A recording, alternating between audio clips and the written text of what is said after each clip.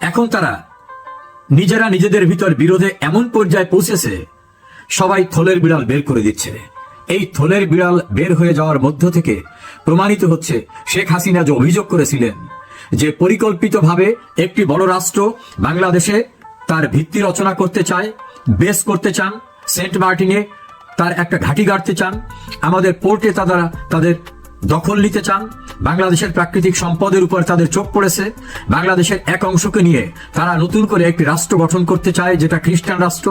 তখন অনেকেই বলেছিলেন যে শেখ হাসিনা হয়তো ক্ষমতায় থাকার জন্য এসব কথা বলছে, কিন্তু শেখ হাসিনার কথা যে যথার্থ ছিল আজকে সেটা তিলে তিলে সবাই প্রমাণ পাচ্ছেন।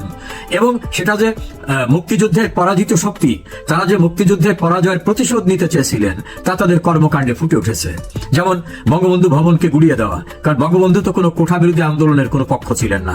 বঙ্গবন্ধুর ভাস্কর্যকে গুড়িয়ে দেওয়া, মুক্তিযুদ্ধ জাদুঘরকে ধ্বংস করে দেওয়া, মুক্তিযোদ্ধাদেরকে চরমভাবে অপমান করা, সবকিছু মিলে বাংলাদেশের মুক্তিযুদ্ধের চেতনার নেতৃত্ব দানকারী বা কোনো বৈশিষ্ট্য কোনো কিছু যাতে না থাকে সেজন্য তারা যা কিছু করণীয় সেটা তারা করছে। ক্ষমতা দখলের পরে তারা পাকিস্তানের স্টাইলের সকল কর্মকাণ্ড করছে। এবং তাদের কেউ কেউ তো এই আন্দোলনের সঙ্গে সম্পৃক্ত ছাত্রদের কেউ কেউ তো প্রকাশ্যে বলছেন যে আমাদের আসল টার্গেট ছিল মুক্তিযুদ্ধের চেতনাকে পরাজিত করা। এই যে মুক্তিযুদ্ধের চেতনাকে পরাজিত করা তাদের টার্গেট ছিল, এটা ফেসবুকে ইউটিউবে ভাইরাল আকারে ঘুরে বেড়াচ্ছে। ক্রমান্বয়ে বেরিয়ে আসছে যে 2024 সালের জুলাই আগস্টের ঘটনা কোনো কোঠা বিরোধী আন্দোলন ছিল না, নামটা সেটা থাকলেও সেটা ছিল একটা জঙ্গি ষড়যন্ত্রমূলক ঘটনা। এখন ধীরে ধীরে থলের বিড়াল বেরিয়ে এসে তাদের স্বরূপ মানুষের কাছে পরিষ্কার হয়ে উঠছে। যাদের টার্গেটটাই ছিল মুক্তিযুদ্ধের বাংলাদেশকে কিভাবে ধ্বংস করে পাকিস্তান স্টাইলে, আফগানিস্তান স্টাইলে একটি সাম্প্রদায়িক রাষ্ট্র গঠন করা যায়, যেখানে 1971 সনের পরাজয়ের প্রতিশোধই হবে তাদের মূল লক্ষ্য। যেমন যুদ্ধ অপরাধীদের বিচার করা হয়েছিল, সেখানে বিচার প্রক্রিয়া যারা আয়োজন করেছিল তাদের বিচার করে প্রতিশোধ নেবে, সেভাবেই সবকিছু চলছে। বাংলাদেশ এখন ইউনুস জামানার খাদের কিনারে এসে দাঁড়িয়েছে। ইউনুসের সাম্রাজ্যে এখন ঝড় উঠেছে, তার সঙ্গে সম্পর্ক কারুই এখন নাই। তিনি শ্যাম রাখি না কুল রাখি এই পর্যায়ে পৌঁছেছেন। বাংলাদেশের মানুষ উত্তাল হয়ে উঠেছে। আমেরিকার সঙ্গে গোপন কি চুক্তি হয়েছে যে চুক্তি মানুষ জানবে না। তাছাড়া এই জাতীয় চুক্তি করার কোনো অধিকার এই সরকারের আছে কিনা, কারণ এই সরকার কোনো বৈধ সরকার না। এই সরকারের উপর কোনো রাজনৈতিক ম্যান্ডেট নেই, আইনগত ম্যান্ডেট নেই, সাংবিধানিক ম্যান্ডেট নেই। তাহলে কি শেখ হাসিনার যে অভিযোগ সেটাই বাস্তবায়ন করার জন্য তাদের পাপেট হিসাবে ডক্টর মোহাম্মদ ইউনুস এবং আমেরিকার থেকে ভাড়াটিয়া হিসাবে আনা পারিষদবর্গ সেই ঘটনাই বাস্তবায়ন করে চলেছেন? সেটাই এখন সামনে চলে আসছে। তবে এসব করে রক্ষা হয় না। 1971 সালে পাকিস্তানের সশস্ত্র সেনাবাহিনীর বিরুদ্ধে নিরস্ত্র বাঙালি যুদ্ধ করে বিজয়ী হয়েছিল। ডক্টর ইউনুসের যারা পৃষ্ঠপোষক আন্তর্জাতিক পরিসরে, সে সময় তারাও বিরোধিতা করেছিল বাংলাদেশের মুক্তিযুদ্ধের। তারা সফল হতে পারে নাই। রাজনৈতিক বিশ্লেষকদের ধারণা এবারও তারা সফল হতে পারবেন না, বরং পালিয়ে যাওয়ার সুযোগও তারা পাবেন না। অনেক অন্যায় করেছেন, এই অন্যায়ের বিচার বাংলার মাটিতে হবেই। সাম্প্রদায়িক, উস্কানিমূলক, ষড়যন্ত্রমূলক জঙ্গি হামলার মধ্য থেকে 2024 সালে একটি গণতান্ত্রিকভাবে নির্বাচিত সরকারের বিরুদ্ধে যে ঘটনা ঘটানো হয়েছিল তার বিচার বাংলার মাটিতেই হবে, এটাই সকলের বিশ্বাস। 2024 সালের জুলাই আগস্টের যে সহিংস ঘটনা ঢাকায় ঘটেছিল তার মালিকানা নিয়ে এখন সহিংস অবস্থা বিরাজমান। আন্দোলন চলছে মালিকানার দাবিতে, তুঙ্গে এই আন্দোলন। কারা সেদিন জুলাই আগস্টে সহিংস ঘটনা ঘটিয়েছিল, এর পরিকল্পনায় কারা ছিল, সেটার মালিকানা নিয়ে এখন তুঙ্গে দাবিদাররা একে অপরের বিরুদ্ধে গুরুতর অভিযোগ আনছেন, একে অপরকে অস্বীকার করছেন। ডক্টর মোহাম্মদ ইউনুস সাবেক মার্কিন প্রেসিডেন্ট বিল ক্লিন্টনের গঠিত ক্লিন্টন ফাউন্ডেশনের অনুষ্ঠানে তথ্য সম্প্রচার উপদেষ্টা মাহফুজ আলমকে মঞ্চে ডেকে নিয়ে পরিচয় করিয়ে দেন যে বাংলাদেশের যে ঘটনা সেটা হঠাৎ করে কিছু ঘটে নাই, এটা মেটিকুলাস ডিজাইনের মধ্য থেকে এই ঘটনা ঘটেছে, অর্থাৎ সুপরিকল্পিতভাবে এই সকল ঘটনা ঘটানো হয়েছে এবং তার মাস্টার মাইন্ড হিসাবে তিনি মাহফুজ আলমকে পরিচয় করিয়ে দেন। এই ঘটনায় নাখোশ হয়ে যান বৈষম্য বিরোধী ছাত্র আন্দোলনের নেতা, সাবেক তথ্য ও সম্প্রচার উপদেষ্টা মোহাম্মদ নাহিদ ইসলাম। তিনি একটা টেলিভিশন চ্যানেল ইন্টারভিউ দিয়ে বলেন যে এটা সঠিক নয়, তিনি খুশি হতে পারেন নাই এই ঘটনায়। এদিকে জামাত ইসলামী এই ঘটনার সবকিছু করেছে পর্দার আড়ালে থেকে তাদের লোক দিয়ে, কিন্তু তাদের নামটা ব্যবহার করতে দেয়নি এই কারণে যে তাদের নাম ব্যবহার করা হলে আন্দোলন বেগবান হবে না, নানা রকম আপত্তির সৃষ্টি হবে। সে কারণে ছাত্র শিবির এবং জামাত ইসলামের নাম ব্যবহার করা না হলেও তারাই সবকিছু করেছে। এটা জামাতের একজন নায়েবে আমির বাংলাদেশের একাধিক গণমাধ্যমের সঙ্গে ইন্টারভিউতে কথা বলেছেন। এবং জামাত ইসলামীর বড় একটি সমাবেশ সোহরাওয়ার্দী উদ্যানে, সেক্ষেত্রে জামাতের আমির ডাক্তার শফিকুর রহমানকে এই জুলাই আগস্ট এর ঘটনাকে তার সৃষ্ট তাকেই মাস্টার মাইন্ড হিসাবে পরিচয় করিয়ে দিলেও তিনি সেটা অস্বীকার করেননি। অন্যদিকে বিএনপি নেতা খায়রুল কবির খোকন তিনি খুব জোরালোভাবে বলেছেন এই আন্দোলনের মাস্টার মাইন্ড বিএনপির ভারপ্রাপ্ত চেয়ারম্যান তারেক রহমান, তারই পরিকল্পনায় তার নির্দেশনায় সবকিছু হয়েছে। উদাহরণ হিসাবে তিনি বলেছেন বিভিন্ন কার্যক্রমে নাহিদ, সার্জিস, হাসনাত এদের সবাইকে পরামর্শ তিনি দিয়েছেন, তিনি যেভাবে যা বলেছেন সেভাবেই সবকিছু হয়েছে। অন্যদিকে গণ অধিকার পরিষদের সাধারণ সম্পাদক রাশেদ খুব পরিষ্কারভাবে বলেছেন 2018 সালের যে আন্দোলন ছিল কোটা বিরোধী আন্দোলন, সে আন্দোলনের তৈরি হয়েছিল তাদের দ্বারা, তৎকালীন ছাত্রদের সংগঠিত একটা ফোরামের দ্বারা, যেটা গণ অধিকার পরিষদ এবং তাদের ছাত্র সংগঠন। এবারের আন্দোলনেও তারাই মুখ্য ভূমিকা ছিলেন এবং তাদের একসময় যারা ছাত্র সংগঠনের কর্মী ছিলেন তারা এবার ভূমিকা রাখলেও মূল পরিকল্পনা নুরুল হক নুরু এবং তার টিম করেছে। ফলে যদি আন্দোলনের মাস্টার মাইন্ডই বলতে হয় তাহলে গণ অধিকার পরিষদের অনেকেরই বক্তব্য এটা এর কৃতিত্ব তাদেরকে দিতে হবে। অন্যদিকে আবার ইনকলাব মঞ্চের এক নেতা তিনি খুব জোরালো ভাষায় বলছেন যে এই আন্দোলনের মালিকানা তাদের, আর যদি কৃতিত্ব দিতে হয় সেটা আল্লাহ রব্বুল আলামিনকে দিতে হবে, মাঝখানে অন্য কেউ নেই। এর বাইরে গিয়ে একাধিক নেতা যারা বৈষম্য বিরোধী ছাত্র আন্দোলনের ব্যানারে কাজ করেছেন তারা বলেছেন যে মূল নেতা আমরা এভাবে ভয় করেছি।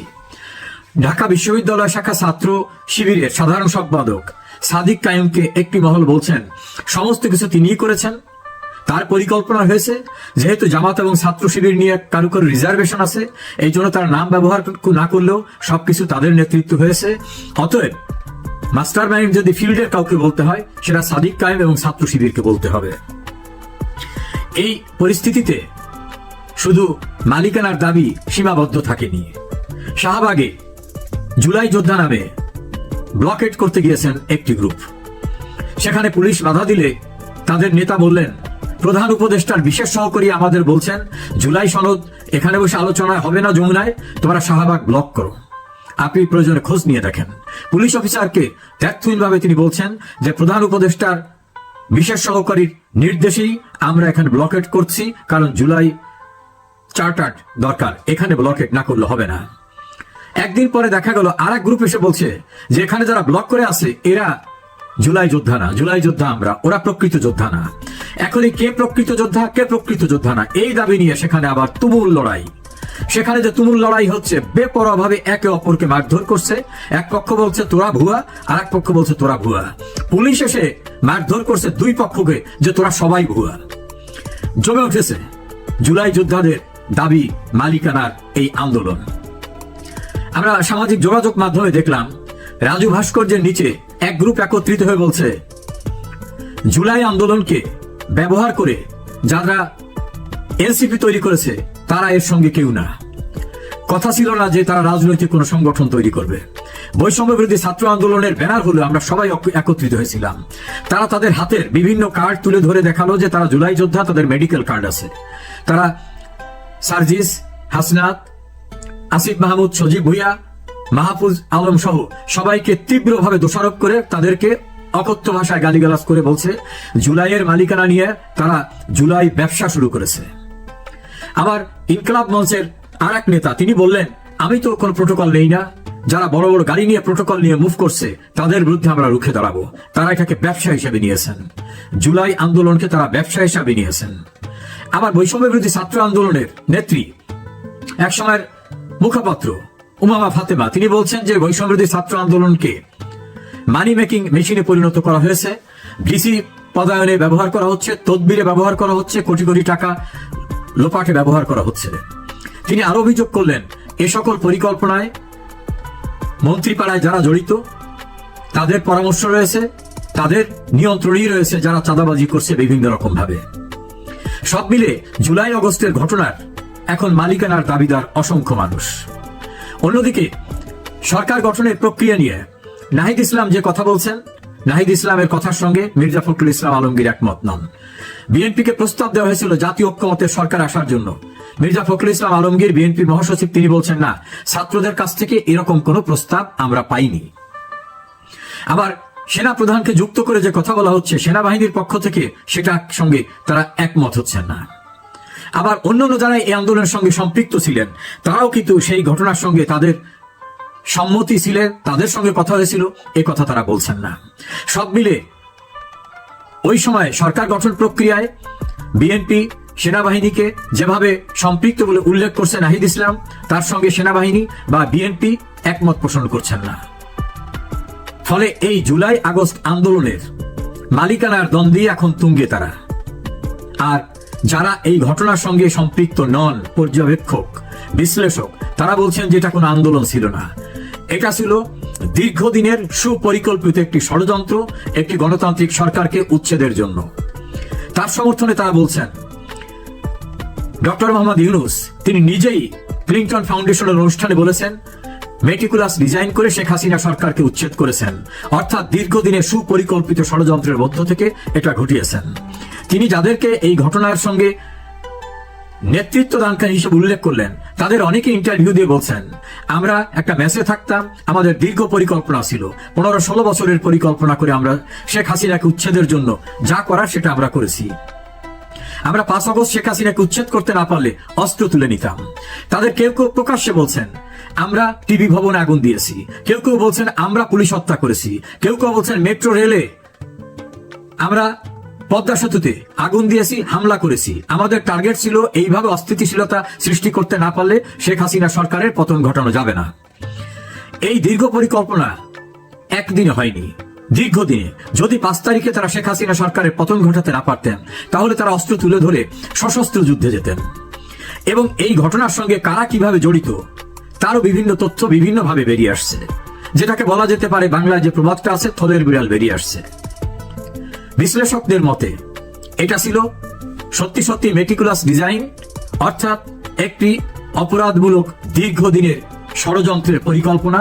সেই পরিকল্পনা নেপথ্যে স্বাধীনতা বিরোধী জামাত ইসলাম এবং জামাত ইসলামকে সহযোগিতা করা, স্বাধীনতা যুদ্ধে পরাজিত পাকিস্তান এবং আরো একটি বড় দেশ তাদের অর্থ, বিত্ত সবকিছু দিয়ে এখানে সহায়তা করেছেন।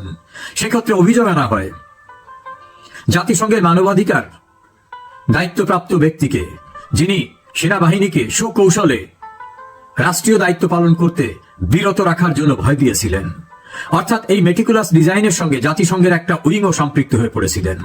এই জরুরি অবস্থার ভিতরে শেখ হাসিনা ফিরবেন এমনও একটা বক্তব্য ছিল আপনার। আমি অবাক হব না, কারণ হচ্ছে এই যে শেখ হাসিনা এমন একজন ব্যক্তি যিনি আপনার এর আগে 1-11 সময় আমরা দেখেছি যে তিনি দিল্লিতে অবস্থান করাকালীন সময়ে তাকে সর্বাত্মকভাবে নিবৃত্ত করার চেষ্টা করা হয়েছে দেশে ফিরে আসার ক্ষেত্রে। তিনি সকল ভ্রুকুটি উপেক্ষা করে তিনি কিন্তু ঠিকই সাহস করে চলে এসেছিলেন ঢাকায়, এবং এই ঘটনার পুনরাবৃত্তি দ্বিতীয়বারও ঘটলে আমি অবাক হব না। এবং তিনি যদি আসেন সেই জরুরি আপনার নতুন সরকারের আমলে, তাহলে তিনি আসবেন উইথ ডিগনিটি এন্ড অনার, এবং সম্ভবত তিনি থিত হবেন তার পিতৃভূমি গোপালগঞ্জে, এবং সেখানে আপনার অবস্থান করে she is determined to face the trial. এখন এই সরকারের আমলে তিনি হয়তো আপনার ফেয়ার ট্রায়াল আশা করেন না তার দিক থেকে। নতুনতর সরকারি ব্যবস্থায় তিনি হয়তো অনেক বেশি পরিমাণে আপনার ফেয়ারনেস আশা করেন বা করবেন। তো সেরকম পরিস্থিতিতে এই পদ্মা সেতুর কল্যাণে যোগাযোগ ব্যবস্থা উন্নত হয়ে যাওয়ায় কয়েক ঘন্টার বেশি লাগবে না তার আপনার ঢাকায় হাজিরা দিতে আদালত প্রাঙ্গণে, এবং যথারীতি তার যে রিকোয়ারমেন্ট সেটি ফুলফিল করে তিনি আবারও চলে যেতে পারবেন, এবং সেখানে তিনি নিজ বাসভূমে আপনার with dignity and honour and security তিনি সেখানে মোতায়েন থাকতে পারবেন। এবং এই ট্রায়াল লেন্দি হবে, ন্যাচারালি সেই কারণে সংসদ নির্বাচন আমি চোখে দেখি না। প্রফেসর ইউনূসের যেই আপনার অ্যারেঞ্জমেন্ট সেটিরই এক্সটেনশন হবে হয়তো সেটি, এবং আপনার এই পুরো টেনিয়র যেটি শেখ হাসিনার অবশিষ্ট টেনিয়র সেটি শেষ হতে হতে আপনার হয়তো বিচার কার্য একটা জায়গায় গিয়ে উপনীত হবে, এবং তার ফলে আমরা আশা করতে পারি যে 2029-এর পরে হয়তো ত্রয়োদশ সংসদ নির্বাচনের ময়দানটা সমতল হবে। বাইদের এই অবৈধ অস্ত্র যেগুলো রং পজিশনে আছে সেগুলো আপনার উদ্ধার করা হয়তো বাইদের সম্ভব হবে, এবং জঙ্গি যারা তাদেরকে আপনার পুনরায় আপনার আটক এবং ফটক পার করা যাবে। আর এই যে ধরুন অভিজিৎ হত্যাকাণ্ডের আসামি তাকে এই জামিন দিয়ে দেওয়ার মতো ঘটনা ঘটেছে, এই বিষয়গুলো তখন হয়তো অনায়াসে আপনার কার্যকর করা সম্ভবপর হবে বলে মনে করি না। আপনি কিন্তু নতুন একটা আলোচনার সূত্রপাত করলেন। আপনার সূত্রপাতটা এই যে শেখ হাসিনা আসবেন, শেখ হাসিনা আসা মানে তো তাকে আইনের কাছে সমর্পণ করা, সমর্পণ করা। সেটা তিনি কি জেলখানা বলছেন এটা, যেটা গোপালগঞ্জে বা টুঙ্গিপাড়ায়? দেখুন, জীবনের দুটি মুহূর্ত এক নয়। 1/11-এর সময় তিনি এবং তার যে কাউন্টার পার্ট মাননীয় সাবেক প্রধানমন্ত্রী খালেদা জিয়া দুজনেই দুটি সাব জেলে অবস্থানরত ছিলেন, এবং সেই সাব জেল রচনা করা হয়েছিল আমাদের সংসদ ভবন প্রেমিসিসে। তো সেটি হয়তো নতুন তর অবয়ব নেবে। তিনি নিরাপত্তাজনিত কারণে যে কারণে দিল্লিতে অবস্থানকালীন সময় যে কোনো জায়গায় যাচ্ছেন না, ঠিক সেরকম ভাবেই আপনার গোপালগঞ্জে তার যে স্থায়ী ঠিকানা সেখানে তিনি অবস্থান করবেন। খুব বেশি ভেঞ্চার আউট করবেন না এখানে ওখানে, এবং মনোযোগের সঙ্গে তিনি তার বিচার যে প্রক্রিয়া সেটিতে মনোযোগী হবেন। এই গ্যারান্টিটা কে দেবে তাকে? এই নিশ্চয়তা, এই নিশ্চয়তা ডেফিনেটলি নতুন যে সরকারটি গঠিত হতে চলেছে বলে মনে করা হচ্ছে, ইমার্জেন্সি গভর্নমেন্ট, সেটি আপনার প্রদান করবে। ইন্টারন্যাশনাল কমিউনিটি সেটির গ্যারান্টর হবে, এটাও নিশ্চিত করে বলা যায়। একটা প্রচার আছে, কোন একটা দিক থেকে এমন একটা আলোচনা হয়েছিল তিনি আসবেন এবং তাকে একটা সিকিউর একটা প্লেস দেওয়া হবে। সেটা ঢাকাতে নিশ্চয়তা দেওয়া হয় নাই, সেটা দেওয়া হয়েছে গোপালগঞ্জে। এটা কি সেই আলোচনা? সম্ভবত, কারণ এটা সকল দিক থেকে আপনার সম্মানজনক এবং নিরাপদ বলে তিনি মনে করেন, এমনটি জানা গেছে। যেখানে নিয়ন্ত্রণটা বলা হচ্ছে একটা জঙ্গি রাষ্ট্রের।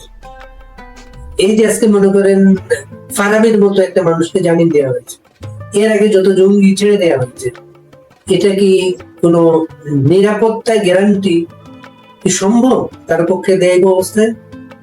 বর্তমান ব্যবস্থায় হয়তো অসম্ভব, কিন্তু পরিবর্তিত পরিস্থিতিতে তুলনামূলকভাবে নিউট্রাল একটা গভর্নমেন্টের যখন স্থিতি ঘটবে তখন হয়তো সেটি সম্ভবপর হবে। আপনি খেয়াল করে দেখেন, মার্কিন স্টেট ডিপার্টমেন্ট $5 বিলিয়ন বাউন্টি ঘোষণা করেছিল অভিজিৎ হত্যাকারীদের, যারা ধরে দিতে পারবেন তাদের। এখন সন্দেহভাজন এরকম ব্যক্তিদের যদি আপনি ছেড়ে দেন, তার মানে কি আপনি এক ধরনের নেগেটিভ সেন্সে অ্যাফার্মেটিভ অ্যাকশন ধর্মী আপনার উদ্যোগ নিচ্ছেন, যেটি জঙ্গি তৎপরতাকে উৎসাহিত করবে এবং এই ধারণা দেবে যে আপনি জঙ্গিপনা করলেও you can get away with that. এবং মার্কিন স্টেট ডিপার্টমেন্ট 5 বিলিয়ন কেন 15 মিলিয়ন বা 50 মিলিয়ন আপনার বাউন্টিও ঘোষণা করুক না কেন, তাতে কিছু যায় আসে না। জঙ্গিদের জন্য সারা জাহান হামারা।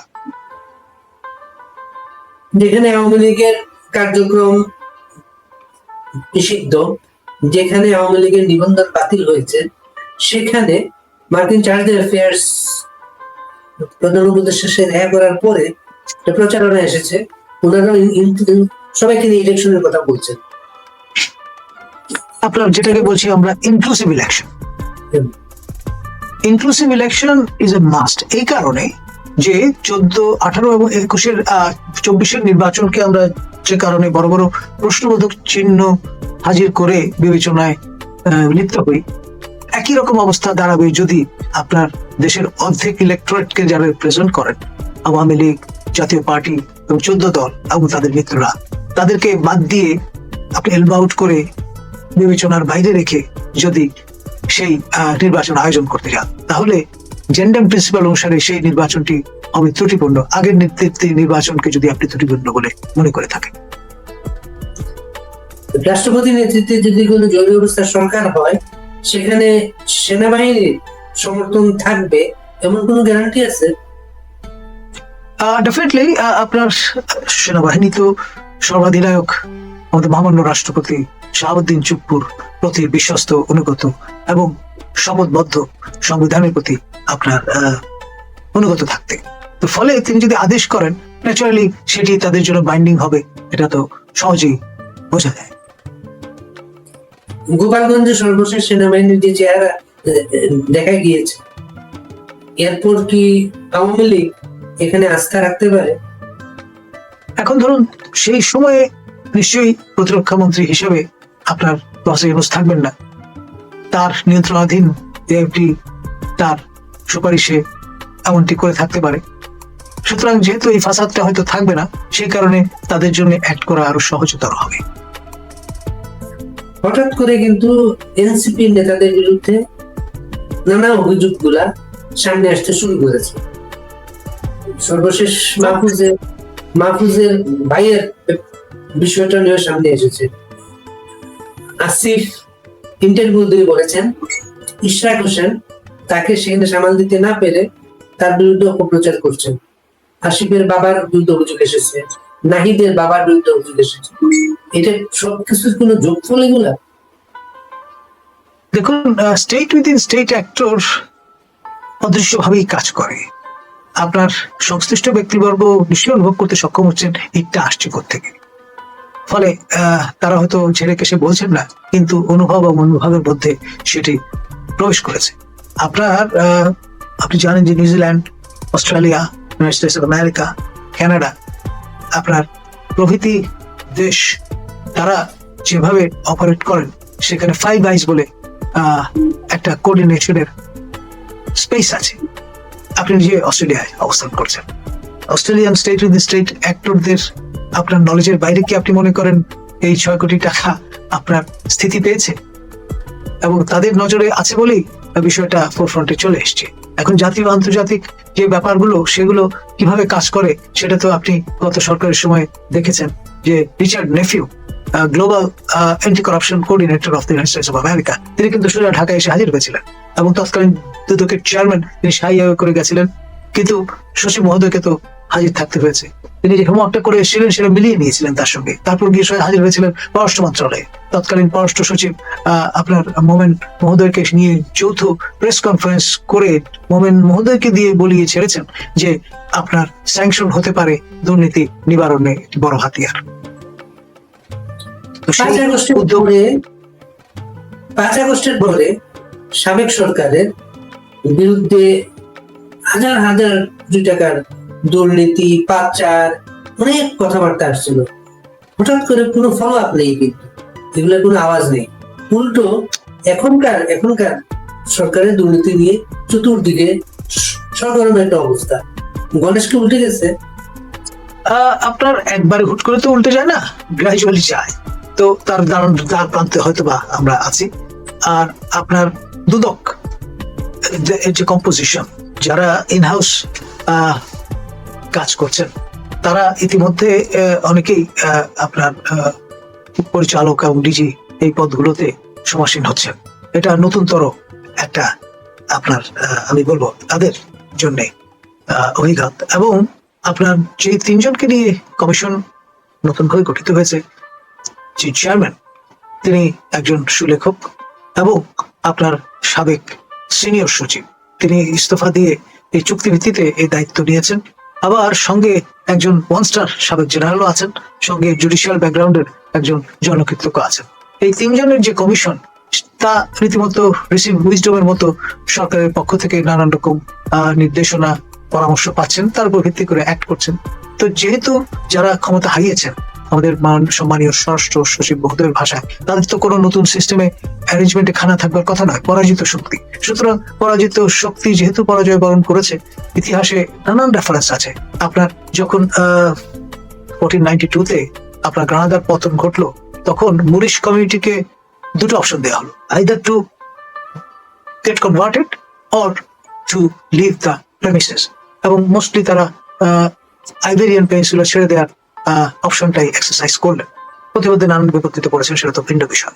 কিন্তু এখানে ব্যাপার যেটি দাঁড়াচ্ছে, আপনার এই অর্ধাংশ পপুলেশন, তাদেরকে ঢালাভাবে আপনি দুর্নীতির তকমা যদি দিয়ে ফেলেন, তখন সমস্যা আছে। কারণ যারা নবতর উদ্যমে গভর্নিং এলিটের মর্যাদা পেয়েছেন, তারা তো তাদের অফিস ক্যাপিটাল ব্যবহার করছেন।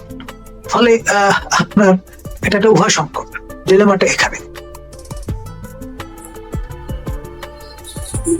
জুলাই সনদের কি অবস্থা আপনার চোখে? জুলাই সনদ হয়ে গেছে এখন একটা ক্যাচ-20 বিষয়। আপনার নানামুখী টানাপোড়েনের মধ্যে এটা পড়েছে। আর প্রফেসর আলী রিয়াজ, যিনি সেকেন্ড ইন কমান্ড জাতীয় ঐক্য কমিশন, তার পারসেপশন একরকম, বুঝতে হবে তিনি মার্কিন নাগরিক। আবার যারা এখানে তরুণ তুর্কি, তাদের পারসেপশন আরেক রকম। সেখানে আবার এনসিপি আছে, বৈষম্য বিরোধীরা আছে, সব মিলিয়ে নানা টানা হেসরায় এটা এখন মানে চিরেছে একটা অবস্থা। এবং অনেকেরই ধারণা যেটা মূল স্পিরিট হারিয়ে ফেলেছে। কারণ এটা যদি তারা এটা চর্চা করতেন গত বছরের অগাস্ট মাসে, তখন লোহাটা গরম ছিল, বাড়ি দিলে এই গনগনে লাল লোহাটা শেপ নিত। এখন ঠান্ডা হয়ে গেছে, যতই আপনার হ্যামারিং করেন, এটা কিন্তু কোনো শেপ নেবে এমনটি মনে হয় না। 3 তারিখে একটা ঘোষণার ব্যাপারে একটা হুঙ্কার ছিল, সেটা কি বলবৎ আছে? সেটি আপনার এই হুঙ্কার অনেকটা ঝিমিয়ে গেছে। কারণ তাদের একটা ধারণা ছিল যে তারা এটি হাজির করবেন, সংবিধান বিলুপ্ত ঘোষণা করবেন, সেটা বোধহয় করা হয়ে উঠছে না। এবং তার ফলে তারা নিজেরাও নানা মতে বিভক্ত হয়ে পড়েছেন, এক ধরনের ব্লেম গেমের মধ্যে আছে, এটা এখন বলা যায়।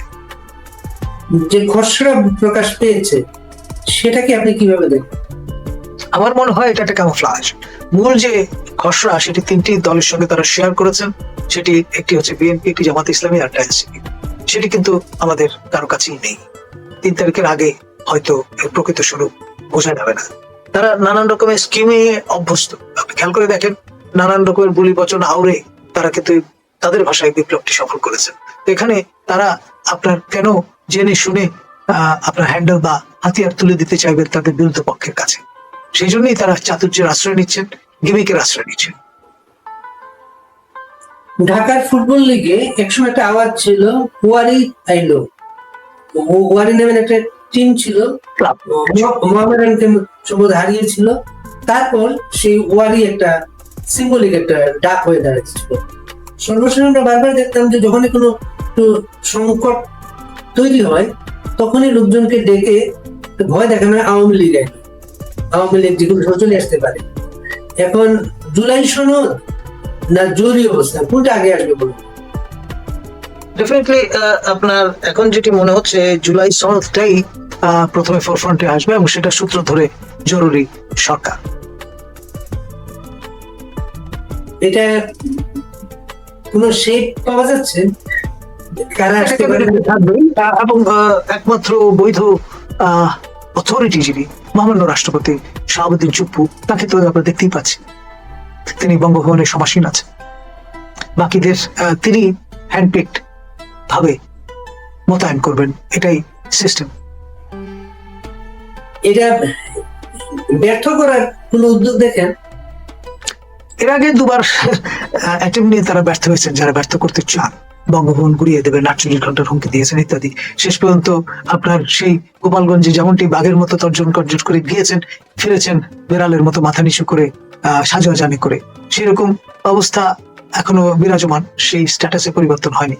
পিনাকি যতই আপনার অঙ্গুলি হেলন করেন না কেন, পিনাকি তো হাজার হাজার মাইল দূরে, ফিজিক্যালি তো তিনি উপস্থিত নেই। সুতরাং যত দূরে তত ফিকে। একটা পুলিশের একটা নির্দেশিকা সামাজিক যোগাযোগ মাধ্যমে আছে, আওয়ামী লীগের বাকি নেতা কর্মীদের অ্যারেস্ট করে ফেলা। জি,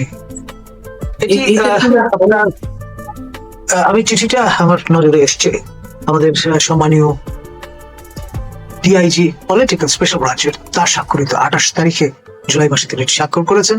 29 থেকে 8 তারিখ অগাস্টের এই সময়সীমা মোট 11 দিনকে তিনি মনে করছেন ক্রুশাল, সেই জন্য নানা রকম নির্দেশনা প্রদান করেছেন। আগস্ট বাংলাদেশের ঘটনা বলে একটা মাস আগে আওয়ামী লীগ ক্ষমতায় যখন ছিল, শোকাবহ একটি মাস। শোকাবহ মাস।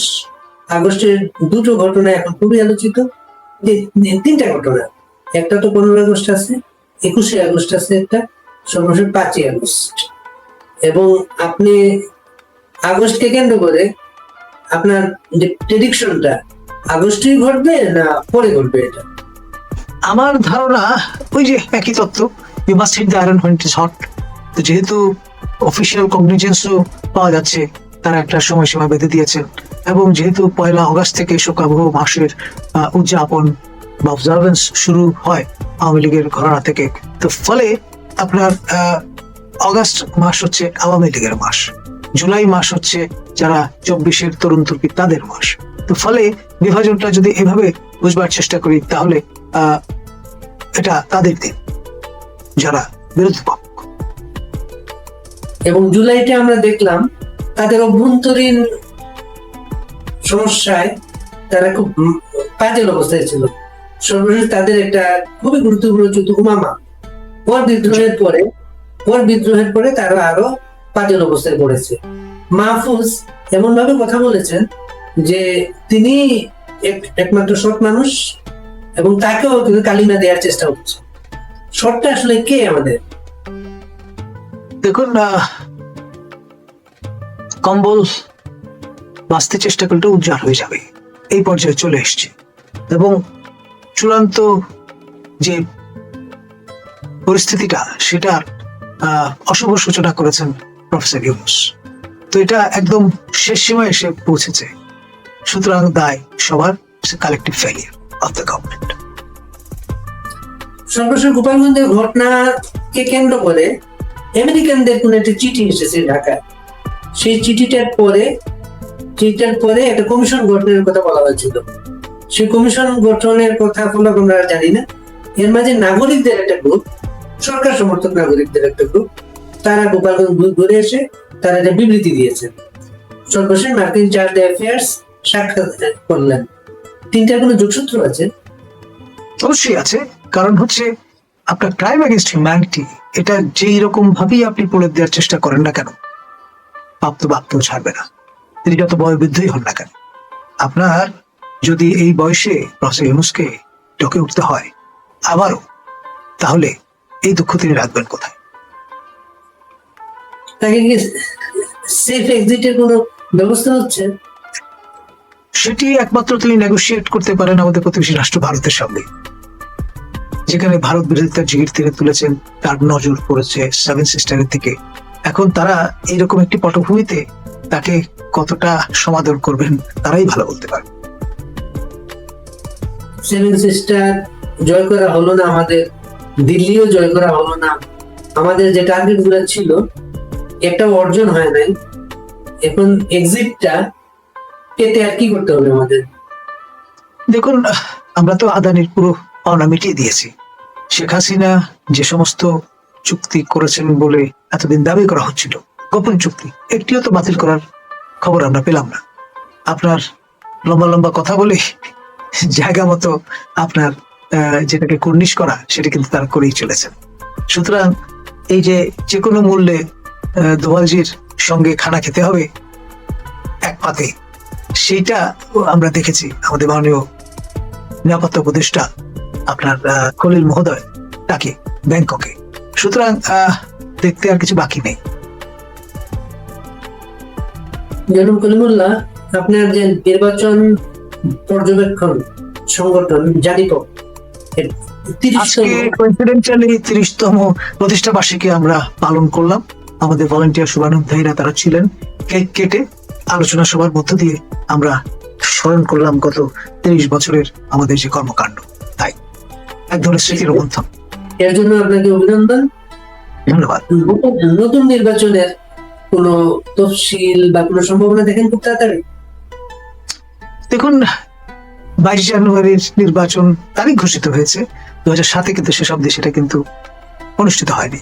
তো সেরকম আমি অবাক হব না হঠাৎ করে প্রফেসর ইউনূস যদি দৃষ্টি ঘোরাবার একটা কৌশল হিসেবে একটা তারিখ ঘোষণা করে বসেন, তাহলে যে নির্বাচন এই তারিখই হবে এই গ্যারান্টি তিনি, আমি, আপনি কেউই দিতে পারবো না। আমরা শেষ করব। আমরা অনেক কিছু আলাপ করলাম, কোনো কনক্লুশনে সমাধান বুঝতে পারি নাই। আপনার কাছে যদি কোনো আভাস থাকে দেশবাসীর উদ্দেশ্যে দিতে পারেন আপনি। আমি যেটি বলবো, গত 3 দশক ধরে জানিপোপের পক্ষ থেকে আমরা নির্বাচন পর্যবেক্ষণ করেছি, অনেকগুলো নির্বাচন। সেখানে আপনার ডক্টর বদিউল আলম মজুমদার, ডক্টর আব্দুল আলিমের প্ররোচনায় নির্বাচন কমিশন সকল নিবন্ধিত পর্যবেক্ষণ সংগঠনের মেয়াদ শেষ হওয়ার আগে নিবন্ধন বাতিল করার ঘোষণা দিয়েছেন, 96টা সব মিলিয়ে। এবং তার ফলে নতুন করে আবার আমাদের আবেদন করতে হচ্ছে। আশা করি নির্বাচন কমিশন বিমানতা সুলভ আচরণ করবেন না। যদি করেন, ইতিহাসের আস্থা করে তাদের বিক্ষিপ্ত হতে পারে, সেটি বলা যায়। কারণ হচ্ছে আপনার অধিকারের নিবন্ধন বাতিল করে বিগত কমিশন খুব ভালো দৃষ্টান্ত স্থাপন করেনি। যেহেতু তাদের বাইরে রাখা হয়েছে, সেই জন্যই এখন সবার নিবন্ধন বাতিল হয়েছে, কারণ অধিকারকে তো সুযোগ করে দিতে হবে। আপনার ব্রতি, যেটি আমাদের মাননীয় আরেকজন উপদেষ্টার সংগঠন, সেটিরও নিবন্ধন ছিল না। সেটির সুযোগ করে, এই দুটি সংগঠনের জন্য সুযোগ করে দেওয়ার যে স্পেস, সেটি তৈরি করতে গিয়ে ইলেকশন কমিশন নির্বাচন পর্যবেক্ষণ বিধিমালা 2025 জারি করেছে। এখন দেখা যাক তারা কতটা পেশাদারিত্বের সঙ্গে আপনার দায়িত্ব পালন করেন। সময় বলে দেবে যে তারা তাদের এই যে অথরিটি এবং তাদের যে রেসপন্সিবিলিটি সেটা সঠিকভাবে পালন করলেন কিনা। ধন্যবাদ। দর্শক, সম্পূর্ণ ভিডিওটি দেখলেন, আশা করি বিষয়টি বুঝতে পেরেছেন। এই নিয়ে আপনার গুরুত্বপূর্ণ মন্তব্যটি অবশ্যই কমেন্ট বক্সে জানিয়ে দিবেন। ধন্যবাদ।